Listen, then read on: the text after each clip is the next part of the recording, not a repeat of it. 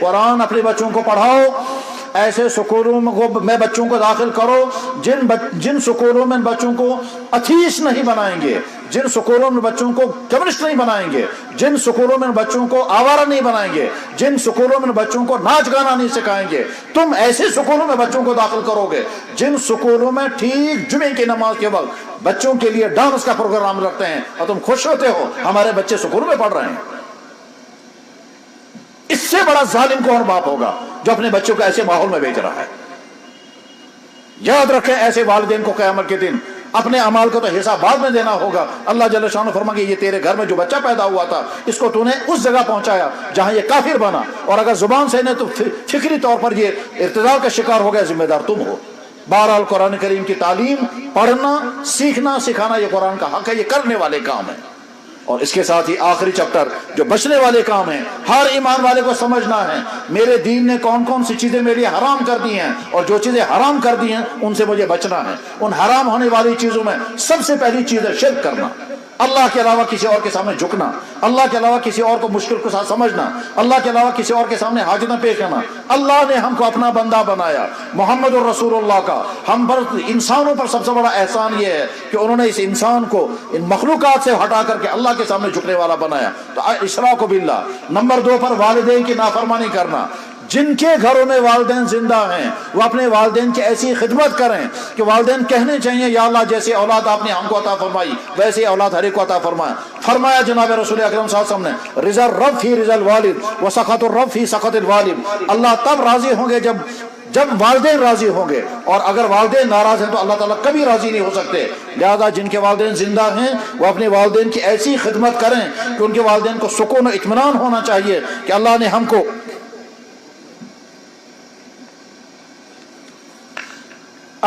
ایسی اولاد عطا فرمائی جو اولاد ہماری فرما بردار بن گئی۔ میرے بھائیوں، والدین کی خدمت اتنا اہم ترین معاملہ ہے کہ اللہ نے جناب رسول اکرم صلی اللہ علیہ وسلم کو حکم فرمایا، حضور کو حکم فرمایا آپ ماں باپ کی خدمت کریں، آپ ماں باپ کے سامنے اف مت کریں، آپ ماں باپ کے سامنے گردن نرم رکھیں، آپ ماں باپ کو ڈانٹ ڈپٹ مت کریں۔ حالانکہ حضور اکرم صلی اللہ علیہ وسلم کے والدین تھے ہی نہیں، یعنی خدا تعالیٰ چھو نبی صاحب حکم کرا ولا تقل لهما اف، تو چھو آرڈر یوان کرنا مالس ماج برونٹن کجو نہ تینا، تو چھو آرڈر یوان کرنا مالس ماج برونٹن تھا جو پانی گردن نرم وقفل لما جناح دل میں رحمہ بکر جو دعا مالس ماج خطر۔ یہ اللہ اپنے نبی سے فرما رہے ہیں۔ حضور تو کہہ سکتے تھے یا اللہ میرے والدین ہے ہی مول چھین، مگر معاملہ چونکہ اہم ہے اس لیے اللہ نے اپنے نبی کو حکم دیا تو والدین کے ساتھ حسن سلوک کرنا۔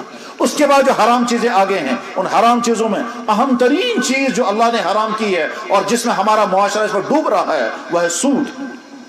قرآن کریم میں اللہ تعالیٰ فرماتے ہیں جو لوگ سود نہیں چھوڑ رہے ہیں ان کے خلاف میرا اعلان جنگ ہے۔ اللہ کے نبی علیہ السلام نے ارشاد فرمایا سود کھانے والے پر بھی لعنت، سود دینے والے پر بھی لعنت، سود کا حساب لکھنے والے پر بھی لعنت، سود کا گواہ بننے والے پر بھی لعنت۔ اس وقت ہمارے سماج میں دوڑ لگی ہوئی ہے کس چیز کی؟ لون نکالیں گے، مکان ہے لون نکالیں گے نیا مکان بنائیں گے، گاڑی ہے لون نکالیں گے نئی گاڑی خریدیں گے، حتیٰ کہ گھر میں گائے کاروبار چل رہا ہے پھر لون نکالیں گے تاکہ کاروبار اور آگے بڑھائیں اور اپنے آپ کو سود میں پھنسا رہے ہیں۔ میرے بھائی، جس معاشرے جس معیشت کے اندر سود داخل ہو گیا وہ معیشت تباہ ہو جاتی ہے، اور مسلمان کو یہ نہیں دیکھنا، مسلمان کو یہ دیکھنا ہے اللہ اور اللہ کے نبی نے جو چیز حرام کر دی ہے مجھے اس سے بچنا ہے۔ یاد رکھو اپنے آپ کو سودی مصیبت میں مت پھنساؤ جس پر اللہ اور اللہ کے نبی نے لعنت فرمائی۔ قرآن کریم میں اللہ تعالیٰ فرماتے ہیں یا ایھا الذین آمنوا لا تأکلوا الربا اضعافا مضاعفا، اے ایمان والو ڈبل ٹربل کر کے سود مت کھاؤ۔ قرآن کریم میں اللہ تعالیٰ شان فرماتے ہیں فَإِن لَمْ تَفْعَلُوا فَأْذَنُوا بِحَرْبٍ مِّنَ اللَّهِ وَرَسُولِهِ، اگر تم سود چھوڑنے کو تیار نہیں ہو تو اللہ کا تمہارے خلاف اعلان جنگ ہے۔ اور ایک حدیث میں تو بہت ہی عجیب بات ارشاد فرمائی گئی، فرمایا جناب رسول اکرم صلی اللہ علیہ وسلم نے جس نے 1 درہم سود کھایا، جس نے 1 درہم سود کھایا اس نے اپنی ماں سے 36 مرتبہ زناکاری سے زیادہ بدتر کام کیا۔ زن دکرتم شیطری پھر بدکری بنی معاشرت، یہ حدیث میں مشکاۃ شریف میں حدیث موجود ہے۔ اس لیے سود میں پھنسنے سے اپنے آپ کو بچاؤ۔ سود دینا، سود لینا، لون نکال کر اپنے آپ کو ان کا ملازم بنا دینا، یہ بہت برا راستہ ہے اپنے کم کھاؤ، سیدھے سادے مکانوں میں رہو، مگر مصیبت میں بچ کر کے رہو۔ یاد رکھیں آج تک ایک انسان ایسا نہیں ہے جو یہ کہے گا کہ میں نے سودی کاروبار کے نتیجے میں ترقی پائی۔ ہاں یہ سمجھتا ہے میرے پاس گاڑی بھی ہے، مکان بھی ہے، ہاؤسنگ لون، فلانا لون، اور سارے لون لے کر کے بھی اس کے بعد پھر کما کر کے انسان بینکوں کو پیسہ ادا کرتا رہتا ہے۔ تو سود سے اپنے آپ کو بچاؤ۔ دوسری اہم ترین چیز جو اللہ نے، اللہ کے نبی نے حرام کر دی ہے، وہ ہے شراب، اور شراب کی طرح کی باقی تمام چیزیں۔ قرآن کریم میں اللہ نے فرمایا یا ایھا الذین آمنوا انما الخمر والمیسر والانصاب رجس من عمل الشیطان، اے ایمان والو شراب، جوا، یہ سب شیطانی کام ہے۔ اور یاد رکھیں صرف شراب حرام نہیں ہے، شراب کے اندر نشہ ہے، اور یہ نشہ دنیا میں جس چیز کے اندر بھی ہوگی وہ بھی حرام ہے۔ اس میں چاہے کوکین ہو، چاہے ہیروئن ہو، چاہے وہ بوٹ پالش ہو، چاہے اور کوئی، چاہے چرس ہو، یہ ساری چیزیں اللہ اور اللہ کے نبی نے اور حرام کیوں کی؟ کیونکہ یہ انسان کی صحت کے لیے تباہ کن، یہ انسان کے مزاج کے لیے تباہ کن، انسان کی عقل کے لیے تباہ کن، انسان کے دین کو تباہ کرنے والی۔ جو انسان اس میں پھنس گیا وہ نکل نہیں سکے گا، بہت مشکل ہے اپنے آپ کو اس میں سے نکالنا۔ تمام ڈاکٹروں کا یہ متفقہ فیصلہ ہے کہ جس آدمی نے 2 مرتبہ اپنے آپ کو اس میں پھنسا دیا، بعد میں اس میں سے نکالنا بہت زیادہ مشکل ہوتا ہے۔ لہذا جو لوگ اس سے بچے ہوئے ہیں وہ شکر پڑھیں وہ ابھی بچے ہوئے ہیں، اور جو لوگ بچے ہوئے نہیں ہیں، جو پھنس گئے ہیں، میرے بھائی تمہارے لیے نکلنا مشکل ہے، مگر یہ بھی یاد رکھو آج مشکل ہے، اگلے کل اس سے زیادہ مشکل ہوگا، پرسوں اس سے زیادہ مشکل ہوگا۔ اور یہ اس کی سب سے بڑی وجہ یہ ہے کہ والدین اس میں کوتاہی کر رہے ہیں۔ اپنے بچوں کو ڈرگز میں پھنسنے کا مشاہدہ سب سے پہلے والدین کو پتہ چلتا ہے، مگر شرط یہ ہے کہ والدین پہلے نظر رکھیں۔ جب تمہارے بچے کا انداز بدل جائے، تم سمجھ جاؤ بچہ ادھر ادھر جا رہا ہے۔ یہ وہ کیسے والدین ہیں جو اپنے بچے کی برائیوں میں مبتلا ہونے کا خبر ہی نہیں رکھتے ہیں؟ ہاں یہ سوچتے ہیں سون بچ ایک گیس خراب سوچا خبر کوت ووتمت، اور بعد میں سوچتے ہیں اگر کھرے بھی گیس پانے ہی سدھرے، وہ پانے کیسے سدھرے گا؟ اس لیے میرے بھائیوں، تمہارے بچوں، تمہارے گھروں میں نوجوان نسل اگر ہے، آج تو نوبت یہاں تک آ گئی، یہاں کی بیٹیاں بھی شراب پی رہی ہیں، یہاں کی بیٹیاں بھی کوکین استعمال کر رہی ہیں، یہاں کی عورتیں بھی بوٹ پالش لے کر روٹیوں پر مل کر کے پھر کھاتی ہیں، اور جب تباہ ہو چکے ہوتے ہیں پھر والدین رونے لگتے ہیں۔ پچ تھانا وجہ تئیز وہیں گوشت ٹھیک ہے، سن تئیزوں سے کہتے ٹھیک۔ اس لیے شراب اور نشے کی تمام چیزیں، اللہ کے نبی علیہ السلام قیامت تک کے لیے نبی تھے، اس لیے قرآن کی آیت میں صرف شراب آیا اور کوئی نشیلی چیز نہیں آئی، کیونکہ اس زمانے میں نشیلی چیز صرف ایک شراب ہوا کرتی تھی، شراب کے علاوہ اور کوئی چیز نہیں تھی۔ نہ اس زمانے میں براؤن شوگر تھا، نہ کوکین تھا، نہ مارفین تھا، نہ انجیکشن تھا، نہ چرس تھی، نہ بھنگ تھا، نہ گانجا تھا، یہ ساری چیزیں اس زمانے میں نہیں تھی، مگر محمد رسول قیامت تک کے لیے نبی تھے۔ اسے اللہ کے نبی نے فرمایا الخمر ما خامر العقل، یہ صرف شراب لکوڈ یہی والا حرام نہیں ہے، جو چیز بھی نشہ پیدا کر دے گی وہ ساری چیزیں حرام ہیں۔ دوسرے حدیث میں فرمایا کل مسکر حرام، ہر وہ چیز جو نشہ پیدا کر دے وہ حرام ہے۔ تیسری حدیث میں فرمایا الخمر جماع الاسم، شراب تمام گناہوں کی جڑ ہے، اس لیے اپنے آپ کو تمام منشیات سے بچاؤ۔ میرے بھائی، وہ تمام لوگ جو منشیات کا کاروبار کر رہے ہیں اور وہ نشے کی چیزیں تیار کر کے پھر ان کو بیچتے ہیں اپنے 4 آنے کے لیے، تم کسی کے گھر کے چراغ کو بجھا رہے ہو، اپنے 4 پیسے کے لیے تم کسی کے گھر کے نوجوان کو تباہ کر رہے ہو، اپنے تھوڑی سی دولت کمانے کے لیے تم کسی کی بیٹی کو برباد کر رہے ہو۔ یاد رکھو تم نے دوسرے کے بچے کو برباد کیا، تمہارے بچے لازماً برباد ہو جائیں گے، اور اس کے ہزاروں تجربات ہیں۔ ابھی کچھ دنوں پہلے ایک شخص نے فون پر بتایا، کہنے لگا جی ہمارے ہاں دوائی کی دکان ہے، مگر دوائیوں سے زیادہ وہ دوائیاں جو بکتی ہیں وہ جو نشیلی چیزیں ہیں، اور ہم دیکھتے تھے کہ لڑکیاں آ رہی ہیں اور وہ نشے کی چیزیں لے رہی ہیں، ہم سمجھ جاتے تھے یہ دوائی کے طور پر نہیں لے رہی ہیں، یہ منشیات کے طور پر استعمال کریں گی، مگر ہم سوچتے تھے ایسا کیا کریں، پنن آن سور زینو نیتن، ایسا کیا کریں۔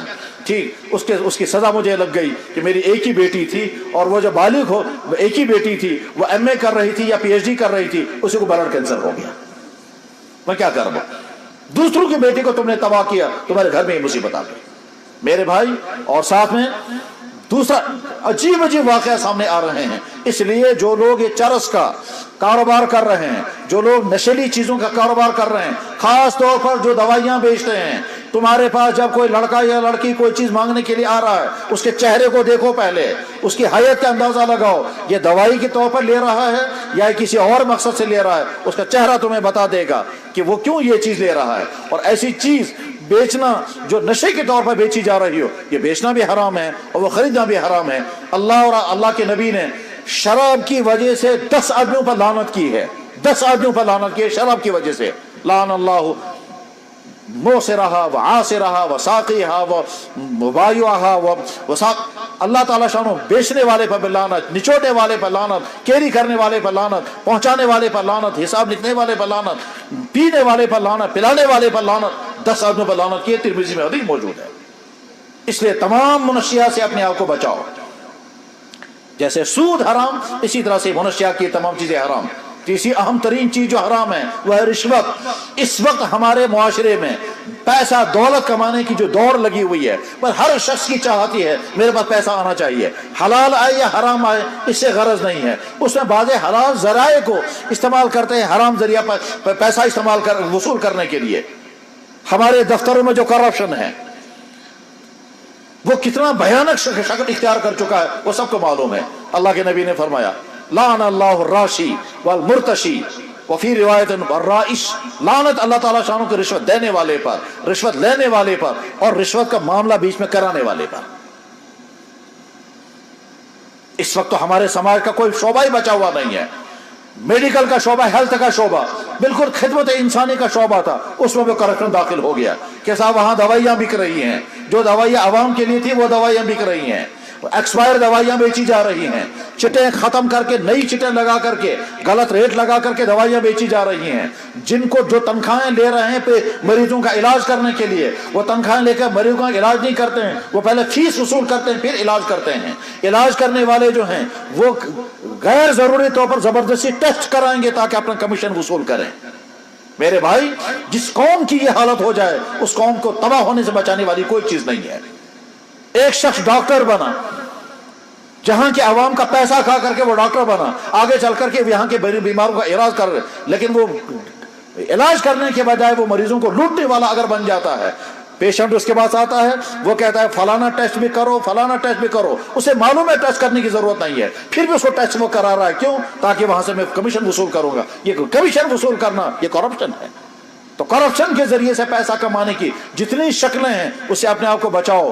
فرمایا جناب رسول اکرم صلی اللہ علیہ وسلم نے کہ لحم نبت من سحت، وہ گوشت جو حرام دولت کما کر کے تیار کیا گیا وہ گوشت جہنم میں چلا جائے گا۔ مجھے دلی میں ایک صاحب ملے جس نے کرپشن کے ذریعے سے بہت بڑی دولت جمع کی تھی، اور جب وہ پریشان حال تھے کیونکہ ریٹائر ہو گئے تھے، اب ریٹائر ہونے کے بعد وہ کہتے ہیں میں حال گئے زنان بیمار جس میں پونس جون میں تو لوگ سورے میں بیمار بیٹھا باہلا سے گئے خرچ لاسٹ شبن ڈاکٹر امیشہ نے کہیں بیمار امیشہ صرف وہاں۔ جب افسر ریٹائر ہو گیا، ریٹائر ہونے کے بعد پھر بیوی بیمار ہو گئی، اب یہاں علاج ہوتے رہے مگر وہ ٹھیک ہوئی ہی نہیں، بعد میں دلی لے گیا، دلی میں ٹیسٹوں پر ٹیسٹ ہوتے رہے اور ٹیسٹوں پر ٹیسٹ ہوتے رہے، خرچے ہوتے رہے، 12 لاکھ روپے کمایا تھا وہ خرچ ہو گیا، لاسٹ میں ڈاکٹروں نے کہا اس کو کوئی بیماری نہیں، اس کو صرف وہم ہے۔ اس کے بعد مجھے کہتا تھا میری طرف سے اعلان کر رہے ہیں آپ یہ حرام کے پیسے میں کوئی برکت نہیں، مصیبت ہی مصیبت ہے۔ میں نے کہا جناب یہ صحیح ہے، جب آپ ڈیوٹی پر تھے تب یہ بات کہتے، تب تھی بات، اب جب ریٹائر ہو گئے آج کہتے ہو میں ان طرف سے اعلان۔ میرے بھائی جو لوگ ملازم ہیں اچھی طرح سے سمجھو تمہاری یہ ملازمت تمہارے لیے حرام کمائی کا ذریعہ بھی بن سکتی ہے اور حلال کمائی کا ذریعہ بن سکتی ہے۔ اگر تم نے ڈیوٹی مکمل دی اور اگر تم نے کام پر صرف تنخواہیں لی تو تمہاری کمائی حلال ہوگی، اور اگر تم نے ڈیوٹی نہیں دی، تنخواہ لی، چاہے پرائیویٹ ملازم ہو، چاہے گورنمنٹ کے ملازم ہو، چاہے گھروں کے ملازم ہو، پوری ڈیوٹی دینے پر جو تنخواہ آئے گی وہ حلال ہوگی۔ اور اگر تم نے تنخواہ ڈیوٹی پوری دی، تنخواہ بھی لی، مگر ساتھ میں کرپشن کیا، یعنی چاہے گورنمنٹ کا پیسہ کھینچا اور چاہے عوام سے پیسہ کھینچا، دونوں طرف کا کرپشن چل رہا ہے۔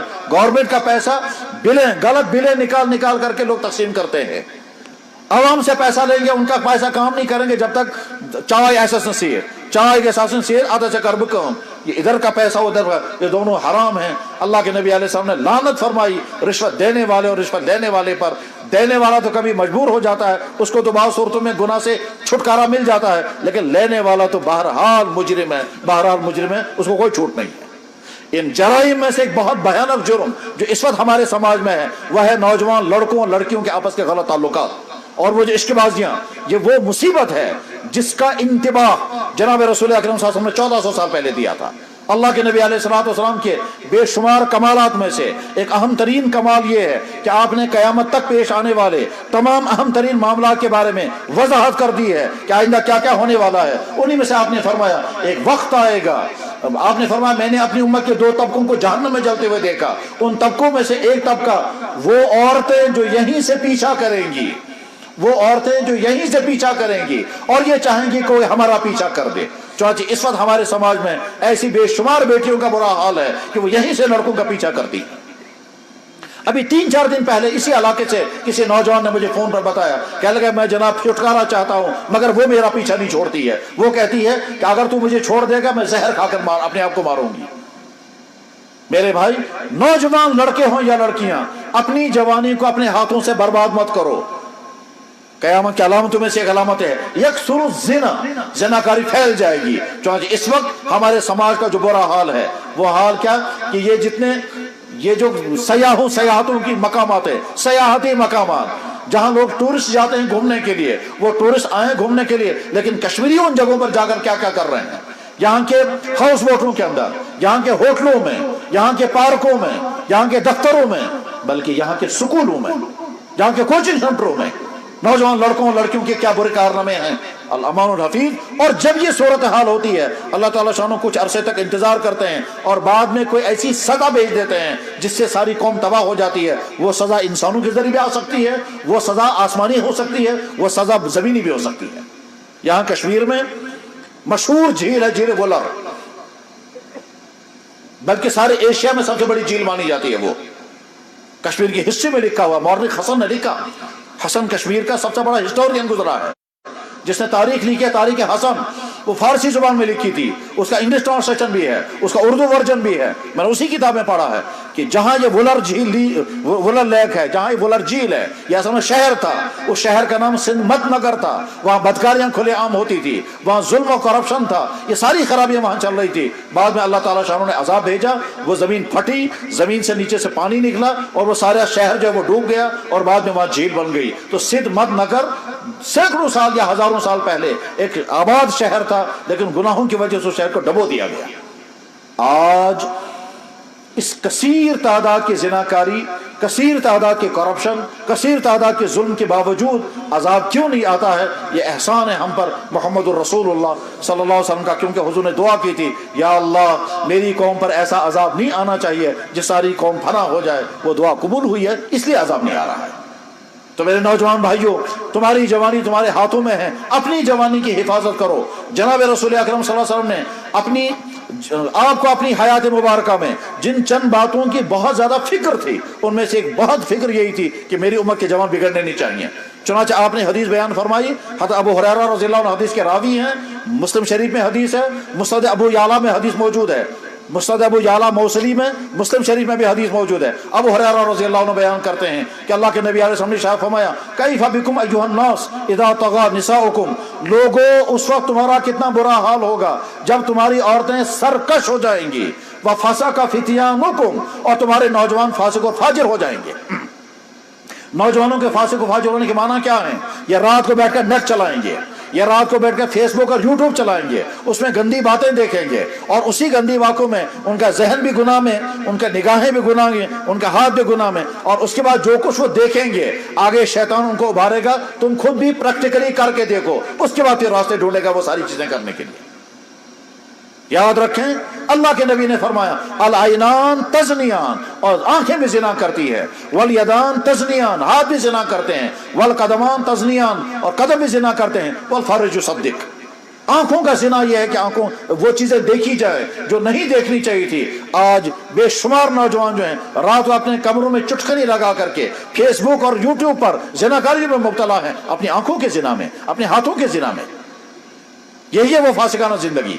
اور اسی میں یہ جو نیا یہ کلچر آیا ہے سیکنڈ ٹائڈ کا، یاد رکھیں اسلام نے جیسے عبادات کا حکم دیا، اسلام نے جیسے اخلاقیات کا حکم دیا، ٹھیک اسی طرح سے اسلام نے لباس بھی مسلمانوں کے لیے طے کر دیا ہے۔ غیر شرعی لباس اور شرعی لباس میں واضح فرق موجود ہے۔ نادان ہیں وہ لوگ جو یہ سمجھتے ہیں اسلام میں کوئی لباس نہیں ہے، غلط کہتے ہیں وہ جو کہتے ہیں۔ حدیث کی کتابوں میں کتاب اللباس موجود ہے، بخاری شریف میں تو پورا چیپٹر لگا ہوا ہے کتاب اللباس کا. پھر کیسے کہتے ہیں لوگ اسلام میں کوئی لباس نہیں؟ جو یاد رکھیں یہ جو سیکنڈ ٹائٹ ہے یہ سراسر غیر اسلامی لباس ہے. یہ وہ لباس ہے جس پر اللہ کی لعنتیں نازل ہوتی ہیں. یہ وہ لباس ہے جس کے نتیجے میں لباس کا پہلا مقصد ہی پورا نہیں ہوتا. لباس کا پہلا مقصد ہے پردے کی جگہوں کو چھپانا. قرآن کریم میں اللہ تعالیٰ فرماتے ہیں یا بنی آدم قد انزلنا علیکم لباسا یواری سوآتکم وریشا، اے ایمان والو میں نے تمہارے لیے لباس اتارا جس سے تم پردے کی جگہوں کو چھپا سکو. اور جہاں یہ آیت نازل ہوئی ہے اس میں آگے اللہ تعالیٰ شان و بیان فرماتے ہیں شیطان کی پوری کوشش یہ ہے تم کو ننگا کر دے. چنانچہ شیطان کی کوشش کامیاب ہو گئی. آج نوجوان لڑکے ننگے پھر رہے ہیں.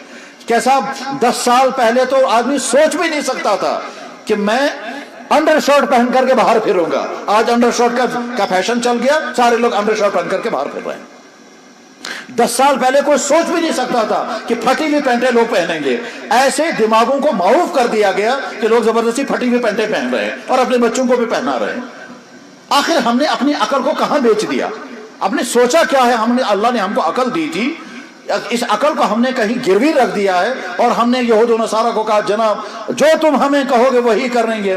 اگر تم کہو گے ننگے ہو جاؤ ہم ننگے ہو جائیں گے. اگر تم کہو گے لڑکوں کو تم لڑکیاں بن جاؤ ہم وہی بنیں گے. لڑکیوں کو لڑکے بناؤ ہم وہی بنیں گے. پھٹے ہوئے کپڑے پہناؤ جناب. جو جتنے زیادہ پینٹ پتلون جتنی زیادہ پھٹی ہوئی ہوگی بیگے ساسن سے سینمس بیگے ساسن ترپ دیت سو کو زیادہ فارورڈ مکمل کو بنو فارورڈ. جب عقلیں معروف ہو جاتی ہیں پھر انسان کیا کرتا ہے؟ اللہ اکبر.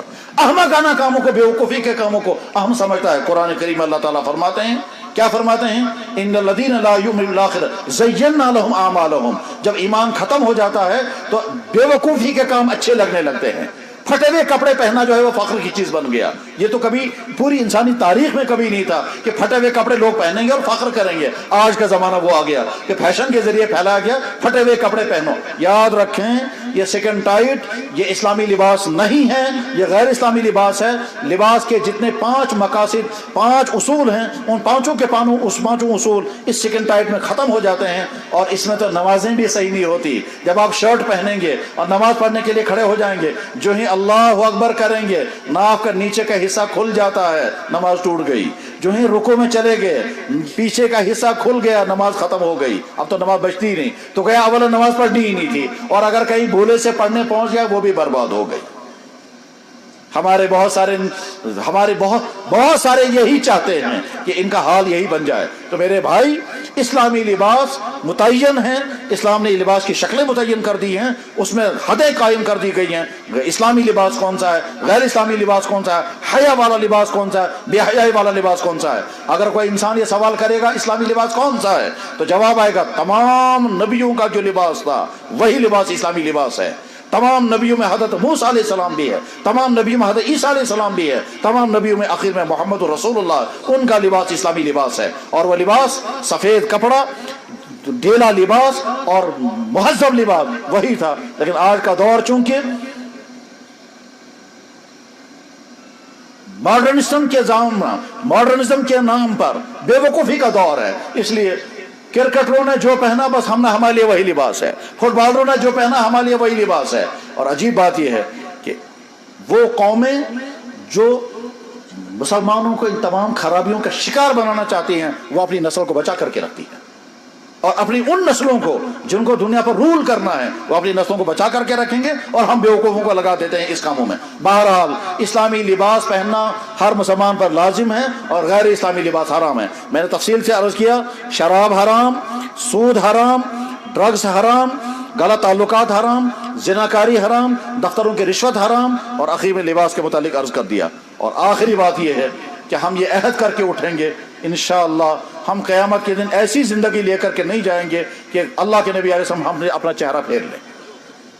اس کے معنی کیا ہے میرے بھائیوں؟ بس یہ بات سمجھ کر کے بات ختم کریں گے کہ دنیا میں انسان دوسرے کو کبھی تکلیف پہنچاتا ہے پلان کے ساتھ، ارادے کے ساتھ، منصوبہ بنا کر، لیکن کبھی انسان ارادہ نہیں ہوتا دوسرے کو تکلیف پہنچانے کا مگر حرکت وہ کرتا ہے جس سے دوسرے کو تکلیف پہنچ جاتی ہے. اس کو بھی کہا جاتا ہے یہ غلطی کی مگر یہ اتنی بڑی خطرناک غلطی نہیں ہے. ایک انسان جان بوجھ کر آپ کو تکلیف پہنچائے یہ زیادہ بڑا مجرم ہے، لیکن دوسرا انسان تکلیف نہیں پہنچانا چاہتا تھا، ہو گیا الغفلتاً ایسی بات جس کی بنا پر آپ کو تکلیف پہنچ گئی. ٹھیک، دونوں تکلیفیں الگ الگ، دونوں میں فرق ہے، اور یہ آسمان زمین کا فرق ہے دونوں میں. اب دیکھیں، مسلمان کے بارے میں تو سوچ بھی نہیں سکتے کہ وہ اللہ کے نبی کو جان بوجھ کر کوئی تکلیف پہنچائے گا یا اللہ کے نبی کی شان میں گستاخی کرے گا. اور مسلمانوں میں سے سب سے اونچا طبقہ حضرات صحابہ کرام کا، صحابہ کرام کے بارے میں تو تصور بھی نہیں کیا جا سکتا کہ وہ صحابہ کرام اللہ کے نبی علیہ السلام کو جان بوجھ کر کوئی تکلیف پہنچائیں گے یا بھولے سے کوئی تکلیف پہنچائیں گے، سوچ بھی نہیں سکتے. ٹھیک، اب دیکھیے جناب رسول اکرم صلی اللہ علیہ وسلم کے گھر میں نکاح تھا. حسن اتفاق یہ ہے کہ ان دنوں آپ کے گھر کی مالی حالت بہت اچھی تھی، اس لیے آپ نے بڑی دعوت کا انتظام کیا اور صحابہ کرام کو اپنے گھر میں کھانے کے لیے بلایا.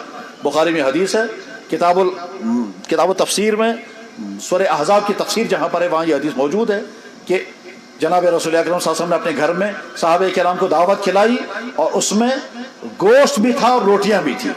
صحابہ کہتے ہیں فَأَكَلْنَا خُبْزًا وَلَحْمًا، ایسا سے کہ سوٹتے تو ماز تھے بس. اللہ کے نبی نے جب دعوت کھلائی صحابہ کرام کو، صحابہ آتے گئے، کھاتے گئے، نکلتے گئے. اخیر میں 3 صحابی حضور کے گھر میں بیٹھے رہے اور بہت دیر تک بیٹھے رہے.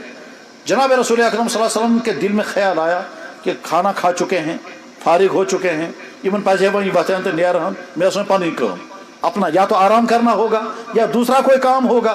بہرحال اللہ کے نبی ایسا چاہتے یہ ہیں یہ اٹھ جائیں اور میں اپنا کام کروں گا. مگر تمن آو نے ذہنس من کہ اس پہ زمین باتوں. حضور نے بھی نہیں کہا وہ سے نیرو کمر کرو کھلی، حضور نے بھی نہیں فرمایا، ان کے ذہن میں بھی یہ بات نہیں آ سکی.